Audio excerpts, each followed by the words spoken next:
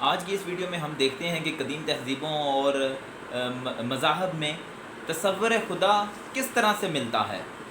تو سب سے پہلے شروع کرتے ہیں دریائے نیل کی تہذیب سے، دا ایجپشن سویلائزیشن سے۔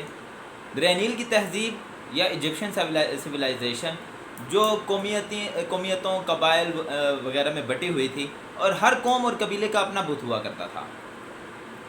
جب ایک قوم کسی دوسری قوم یا قبیلے پر حاوی ہو جاتی تو غلبہ پانے والے خدا کو پوجا جاتا تھا، کیونکہ یہ تصور عام تھا کہ جب کوئی قوم فاتح بن جاتی ہے تو اس کا مطلب یہ ہے کہ اس قوم کا خدا زیادہ مضبوط ہے، تو مغلوب قوم اس فاتح قوم سے اس حوالے سے اس نظریے سے دب جایا کرتی تھی اور ان کے خدا پر ایمان لے آیا کرتی تھی۔ مصری تہذیب میں بہت سے بادشاہوں نے حکومتیں کی ہیں اور ان کے بادشاہ کو فرعون بھی کہا جاتا ہے۔ ان بادشاہوں کی فہرست میں ایک نام ملتا ہے فرعون اخناتن۔ اخناتن تاریخ میں وہ پہلا واحد شخص گزرا ہے جس نے کثرت خدا کا خاتمہ کیا اور صرف ایک خدا کی عبادت کا پیغام عام کیا۔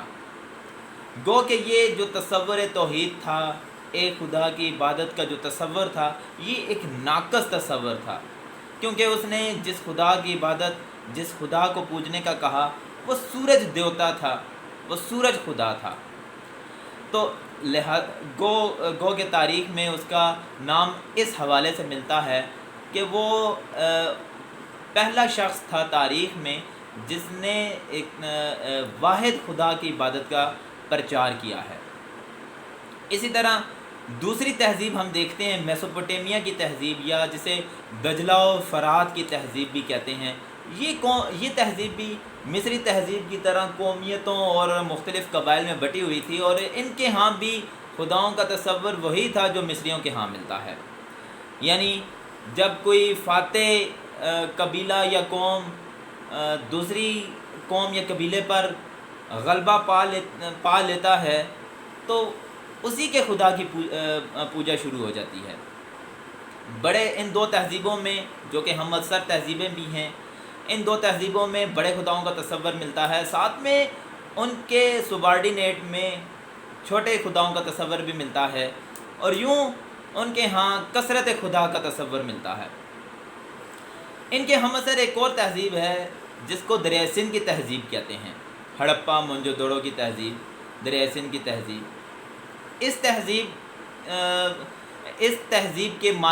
تہذیب میں سے خدا کا تصور نہیں ملتا، کیونکہ تاریخ اور تحقیق دونوں فی الوقت خاموش ہیں کہ ان کے ہاں تصور خدا کیا تھا۔ تو اس بارے میں ہمیں کوئی معلومات نہیں ملتی کہ دریائے سندھ کی تہذیب کے جو لوگ تھے وہ خدا کی عبادت، ان کے ہاں تصور خدا کیا تھا، اور اگر کوئی تصور خدا تھا تو وہ اس کی عبادت کس طرح سے کیا کرتے تھے۔ اب یہ بات ذہن میں رہے کہ یہ جو تین تہذیبیں ابھی ہم نے ذکر کی، مصری تہذیب، میسوپوٹیمین سویلائزیشن یا دجلہ و فرات کی تہذیب، اور دریائے سندھ کی تہذیب، یہ تینوں ہم اثر تہذیبیں ہیں۔ ان کے شواہد 4500 سے 4000 قبل مسیح ملتے ہیں، جو کہ بعد ازاں 2000 سال اور اس سے بیشتر سال بعد یہ ختم ہو گئیں، لیکن آج بھی ان تہذیبوں کے آثار موجود ہیں۔ اب ہم چلتے ہیں اور دیکھتے ہیں یونانی تہذیب کی طرف۔ یونانیوں کے ہاں گریک مائتھالوجی ملتی ہے۔ گریک مائتھالوجی میں کثرت خدا کا ایک تصور پایا جاتا ہے۔ یونانیوں کے ہاں 3 بڑے خدا پائے جاتے تھے۔ سب سے بڑا خدا زیوس، پھر ہیڈیز، اور تیسرے نمبر پہ پوزائیڈن۔ یہ 3 خدا ایک ٹرینٹی یا تثلیث کی حیثیت رکھتے ہیں، اور ہر ایک کی اپنی اپنی ڈومین، اپنا اپنا دائرہ کار ہے۔ پھر ان 3 بڑے خداؤں کے ماتحت چھوٹے چھوٹے خدا بھی ہیں جن کی ایک طویل فہرست ہے۔ اس کے بعد گریک مائتھالوجی کے بعد فلاسفرز کا دور شروع ہوتا ہے، یونانی فلاسفرز کا دور شروع ہوتا ہے، اور سب سے پہلا جو فلاسفر ہمیں ملتا ہے وہ تھیلیز ہے۔ تھیلیز کی وفات 546 قبل مسیح میں ہوئی، اور تھیلیز نے کہا کہ اس کائنات کا جو مبدا ہے، سرچشمہ حیات ہے، اور اس کائنات کا نقطہ آغاز ہے وہ پانی ہے۔ پانی کی وجہ سے ہی یہ کائنات ظہور پذیر ہے۔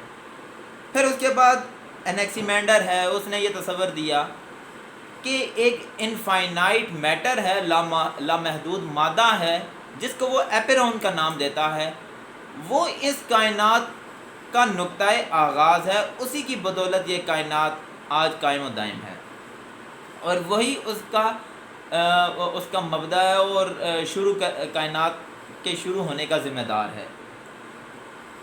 پھر اس کے بعد ہے ایک اور یونانی فلاسفر جس کا نام ہے انیکسیمینیز۔ انیکسیمینیز نے کہا کہ اس کائنات کا مبدا یا سرچشمہ حیات نہ تو پانی ہے اور نہ لامحدود مادہ یعنی ایپرن ہے، بلکہ اس کائنات کا مبدا یا سرچشمہ حیات ہوا ہے۔ ہوا وہ عنصر ہے جس کی بدولت یہ کائنات آج موجود ہے۔ اور اس کے بعد ایک اور یونانی فلاسفر ہے جس کا نام ہے ہیراکلائٹس۔ ہیراکلائٹس نے کہا کہ اس کائنات کا نقطہ آغاز، اس کی جو وجہ ہوئی ہے، اس کا جو مبدا تھا، وہ نہ تو پانی تھا، نہ لامحدود مادہ ایپیرون تھا، نہ تو ہوا ہے، بلکہ وہ جو عنصر ہے وہ آگ ہے، فائر۔ اس نے آگ کا تصور پیش کیا کہ آگ ہی کائنات کے ابتدا کی ذمہ دار ہے۔ اور اس کے بعد ایک اور یونانی فلاسفر ملتا ہے جس کا نام ہے زینو۔ زینو ایک وحدت الوجودی تھا۔ وحدت الوجود کا کیا تصور ہے یہ کسی اور ویڈیو میں ہم دیکھیں گے۔ زینو نے کہا تھا کہ یہ کائنات خدا ہے اور خدا کائنات ہے۔ اب ذرا رک کر دیکھیں گریک مائتھالوجی اور یونانی فلاسفرز کے جو مختلف اعلانات کیے اور جو ان کی مختلف تفہیمات تھیں، جو ان کی انڈرسٹینڈنگ تھی، سمجھ تھی۔ یونانی فلاسفر نے یکسر پولیتھیزم یعنی کثرت خدا کو مسترد کر دیا، اور اس سوال کو کھوجنے کی کوششیں کرتے رہے کہ اس کائنات کا نقطہ آغاز کیا تھا، اس کے پیچھے کیا محرک تھا، کون ذمہ دار ہے اس کائنات کو پیدا کرنے کا۔ تو آہستہ آہستہ یونانی توحید کی طرف بڑھتے چلے گئے، اور ہم دیکھتے ہیں کہ ارسطو ایک توحید کی طرف بڑھتا ہوا، کافی حد تک بڑھتا ہوا نظر آتا ہے، کیونکہ اس نے ایک پرائم فورس کا تصور دیا۔ اس نے کہا ہے کہ کائنات میں لامحالہ طور پر ایک پرائم فورس کا تصور موجود ہے، وہ پرائم فورس جس نے اس کائنات کا آغاز کیا ہے۔ اب ہم آتے ہیں رومن سویلائزیشن کی طرف۔ رومیوں نے جو تصور خدا تھا وہ یونانیوں سے ہی لیا ہے، اور ان کے ہاں بھی کثرت خدا کا تصور پایا جاتا ہے۔ انہوں نے اپنے خداؤں کے نام رکھے، اور سیاروں مختلف پلینٹس کے نام پہ نام رکھے، جیسے مارس ہے، وینس ہے، نیپچون ہے۔ یہ ان کے خداؤں کے نام تھے۔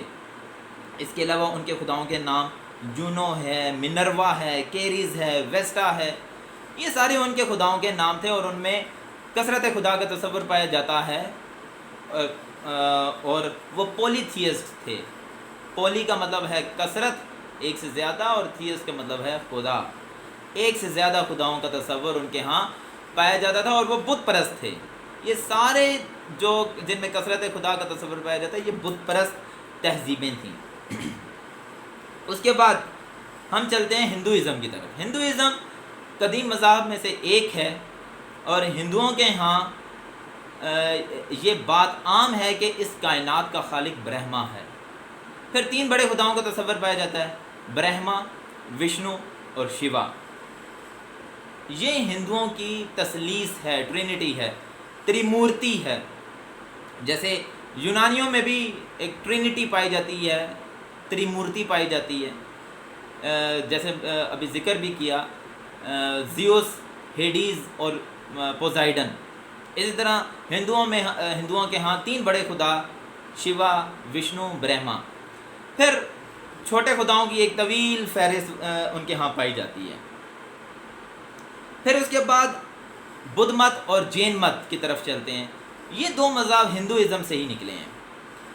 ان دونوں مذاہب میں تصور خدا نہیں پایا جاتا، یا سرے سے پایا ہی نہیں جاتا، یا وہ اس سوال، اس کوسچن کو ایڈریس ہی نہیں کرتے۔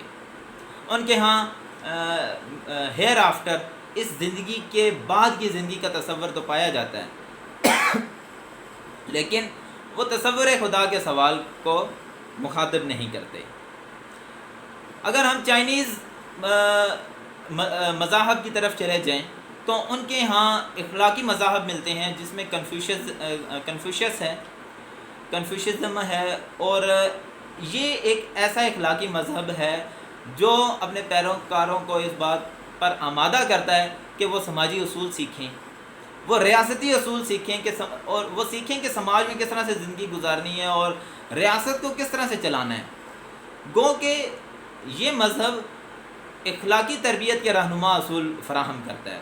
پھر ایک اور ان کا مذہب ہے داؤزم یا تاؤزم۔ یہ مذہب رہبانیت پر مشتمل مذہب ہے۔ یہ اپنے پیروکاروں سے مطالبہ کرتا ہے کہ وہ رہبانیت اختیار کریں۔ جب وہ دنیا سے کنارہ کشی اختیار کر لیں گے تب وہ ان کو سلامتی ملے گی اور سکون ملے گا۔ اب ہم لوٹتے ہیں ابراہمی مذاہب کی طرف۔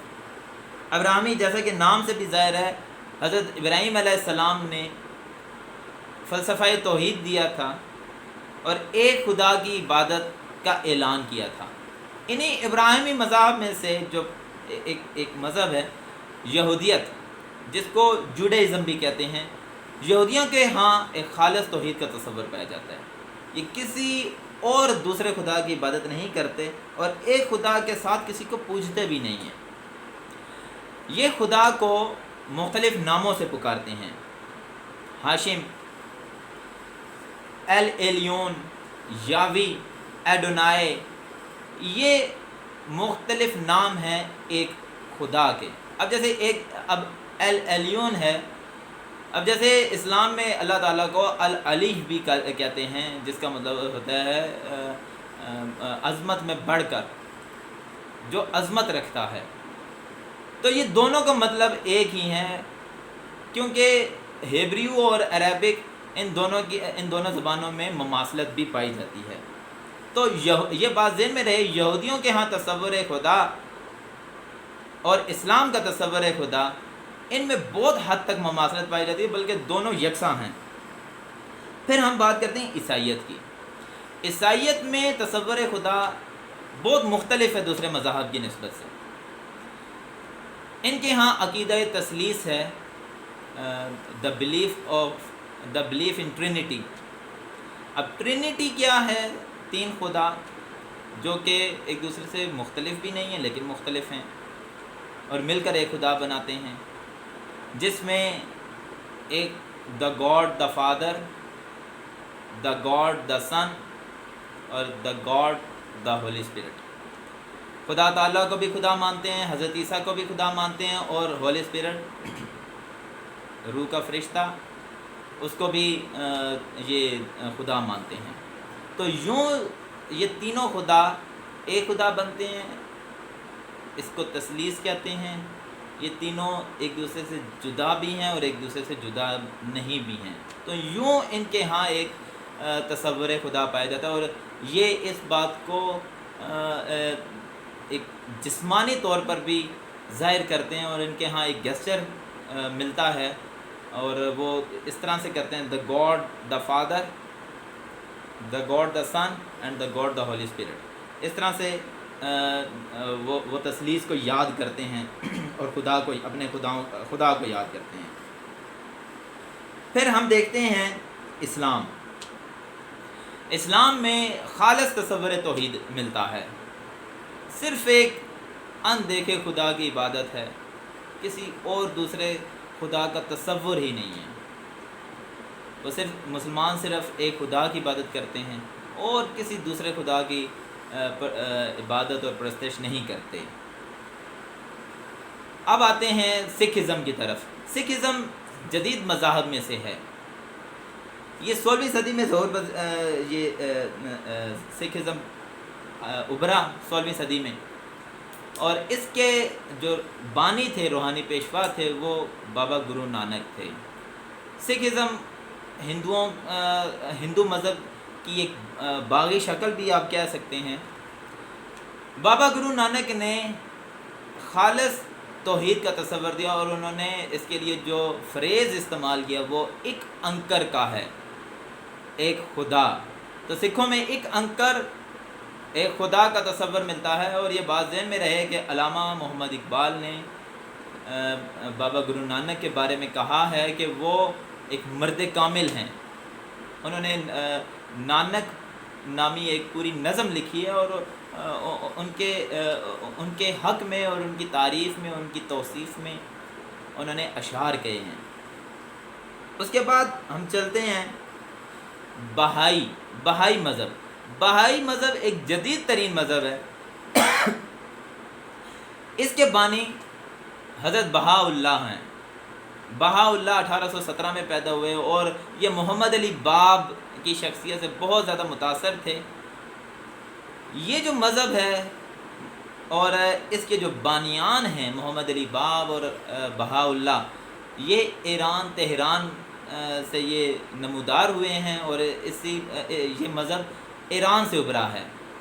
بہائی مذہب بہاءاللہ کے نام سے ہے، بہائی، اور اس کے ماننے والے کو بہائی کہا جاتا ہے، جیسے اسلام کے ماننے والے کو مسلمان کہا جاتا ہے، یہودیت کے ماننے والے کو یہودیت، اور اس طرح بہائی مذہب کے ماننے والے کو بہائی کہا جاتا ہے۔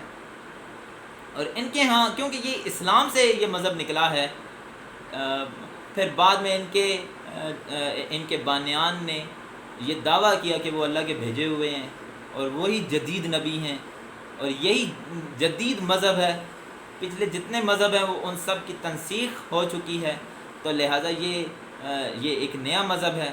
ان کے ہاں تصور توحید وہی پایا جاتا ہے جو دوسرے ابراہیمی مذاہب میں ہیں، جیسے اسلام، یہودیت وغیرہ، لیکن ان کے ہاں عبادت کے مختلف انداز، طور طریقے پائے جاتے ہیں جو کہ اسلام سے مختلف ہیں۔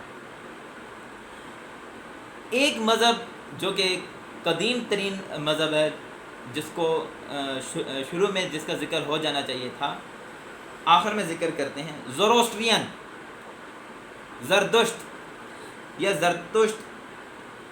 اس مذہب میں دوئی کا تصور پایا جاتا ہے، نیکی کا خدا اور بدی کا خدا،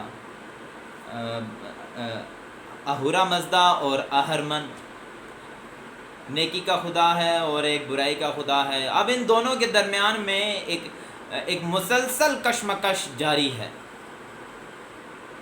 اور اس مذہب کے پیروکاروں کو اس بات کی تلقین کی جاتی ہے کہ وہ زیادہ سے زیادہ اچھائی پھیلائیں، تاکہ اچھائی کے خدا کو قوت ملے اور برائی کے خدا کی طاقت پست ہو اور وہ مغلوب ہو۔ تو یہ آج کی ویڈیو کا مقصد یہ تھا، اور بتانا تھا کہ قدیم تہذیبوں میں اور مذاہب میں تصور خدا کس طرح سے ملتا ہے، کس طرح سے پایا جاتا ہے۔ امید ہے آپ لوگوں کو اس ویڈیو سے بہت کچھ معلومات ملی ہوں گی۔ اگر میں نے کہیں پہ کوئی مس انفارمیشن دی ہو، کہیں پہ کوئی کمی رہ گئی ہو، کوئی غلطی ہو گئی ہو، تو آپ کمنٹ سیکشن میں جا کر ضرور اس بات کی اطلاع دیں۔ بہت شکریہ۔